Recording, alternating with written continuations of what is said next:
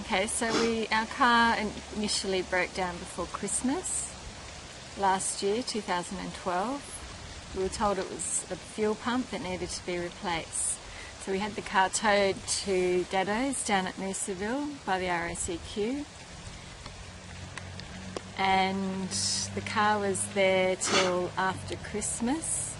We were first told that they had the part and they got it in and that we could pick up the car on the Monday afternoon, and then we got a phone call saying that they didn't realise they needed another part. So the car was then left there over the New Year's Eve long weekend, so we didn't have a car for Christmas or New Year's. So they finally got the other part after New Year's and they fixed the car. We got it back a few days after New Year's, I think about the 3rd of January.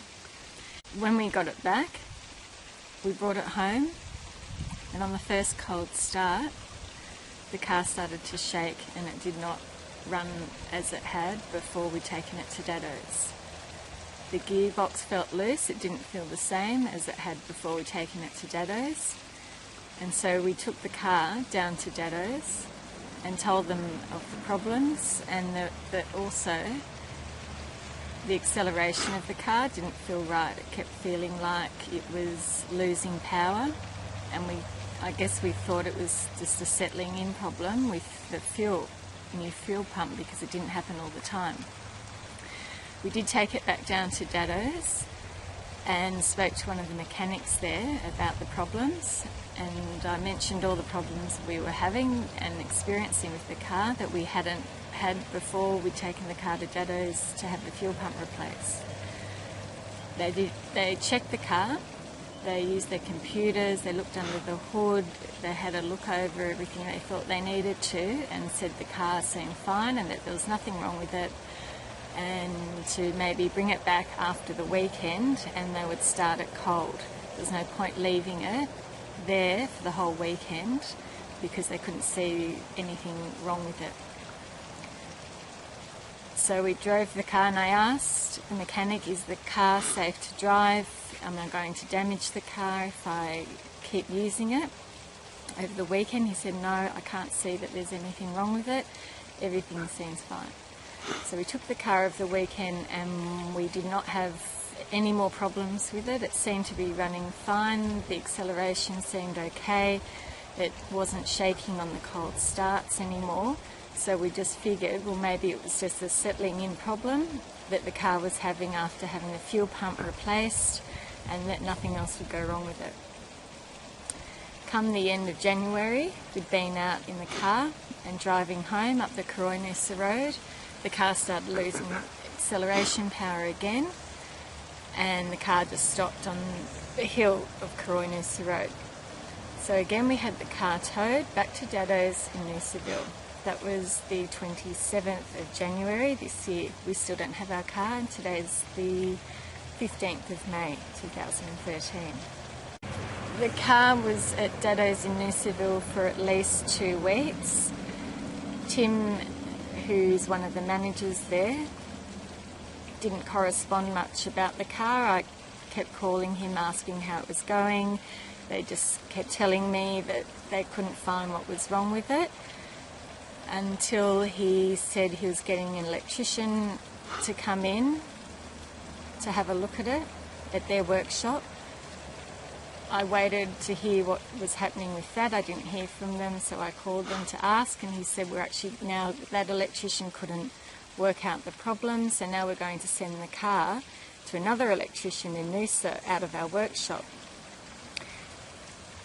So that was all I knew, and then again I didn't hear anything about the car until Tim called and said they couldn't work out what was wrong with it after weeks of investigating and trying to look at the car, and so that they felt they would need to get someone else to fix it, and they mentioned taking it down to Brisbane to Sanyong. I suggested using the mechanic that we usually use in Maroochydore, which is Marjack's, and was also under the Repco brand. Daddows is under the Repco brand, so it seemed to make sense for them to send it there. Tim organised the tow. Daddows paid for the tow to the mechanics. I never received a bill for it. an invoice for it. Tim never spoke about the cost of the electricians too that he used in Noosa. He never talked about or presented me with an invoice in regards to the work or the labour or the time or anything they'd spent on the car. The car arrived at Maroochydore. They sent it to Marjack's down in Maroochydore in pieces. Wires were pulled apart, and I never heard from Tim after that. Because I already had a relationship with the mechanic in Maroochydore who had serviced our car for many years, and we'd never had any issues with them servicing it or any problems, the mechanic John at Marjack's started communicating with me about the car and all the work and the time that they'd spent on it and the difficulty they were having finding the problem. He talked about different parts they were going to need to get or to try to find the problem. He mentioned some prices here and there, but there was never a definitive price or quote on how much anything was costing, nor was it ever discussed about who was paying the bill.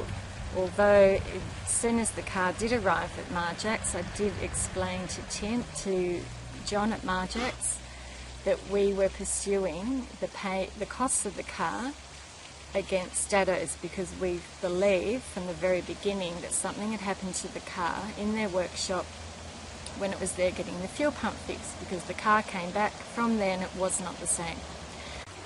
John continued to call me with updates and vice versa about where the car was heading until they reached a point after weeks later where they worked out that they couldn't even fix the car, and they suggested sending it down to Sangnyong in Brisbane.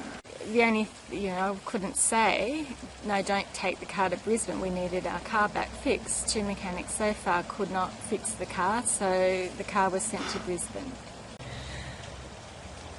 The mechanic in Maroochydore, when liaising with him, he at different stages said, I think we found the problem, we need to purchase this part, this is what they can cost, we're going to try and find a part second hand, we'll let you know how it goes. During all this process there were different parts that whether they bought the part that they'd spoken about and then realised it was something else that they needed to buy as well. I wasn't completely clear because I don't know what these parts are. I'm not a mechanic, I don't understand. All they were telling me was that there were problems with the computers in the car and that there were 7 computers, and they were trying to find why they weren't talking to each other. That's all I retained from all the mechanical gobbledygook that he was telling me.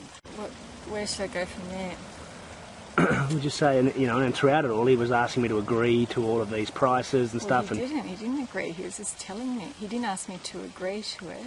He was just telling me the progress. And we'll just say that. At no stage did John say to me, do you agree for the costs of this car? Because I understood that he understood that we were claiming the costs of the car through Daddows insurance because we believed that the car was damaged while it was there.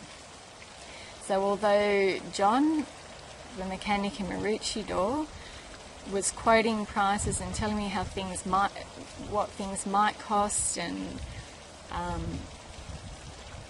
no stage did I think that he was going to present us with the invoice, because I knew that he knew that we felt that Daddows were liable for the cost of the car. At no stage did Marjack send me an email with a list of costs or parts or labour times or anything. It was just all verbalised very casually. The fact that Marjack's, in all past car services, I had personally driven the car to Marjack's and said, here's the car, it's due for whatever service it was due for, or here's the car, this is the problem I've been having with it, can you please take a look at it? Daddows in Noosaville towed the car at their expense to Marjack's in Maroochydore in parts with wires hanging out and pulled apart. I've never taken the car to Marjack's in that condition. When that happened, John, the mechanic in Maroochydore, should have liaised with Tim in Noosa to find out where the car was at, and I'm sure they did at the beginning. And that communication should have continued between Tim and John at Marjack's. At no stage should John have assumed that he was liaising with me, the owner of the car. I didn't bring the car to him. I talked to him on the phone about the problem and where it all started from, so he had the history about the problems of the car and he understood where we were coming from with it, because it was just delivered to him in parts and with no answers. When I liaised with the mechanic that John sent the car to in Brisbane, at no stage did that mechanic assume that I was paying for the work that he was doing on the car, so I still don't understand why John at Marjack's assumed differently.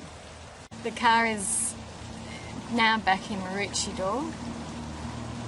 The mechanic there has said we need to pay $2,500 to get the car back, and then we have to pay another $2,500 or something along those lines to get the part and to get this other part in the car so the car's actually working.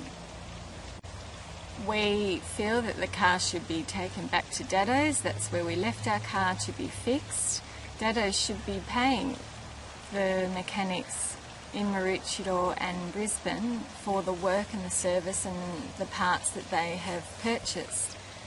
Daddows' position, and it's what they told us, that if your car is in our care while we are working on it and something breaks while it's in our care, it's not our responsibility. If it's Daddows' position that if your car is in their care and something happens to your car whilst in their care, it's not their fault, then shouldn't they let customers know that?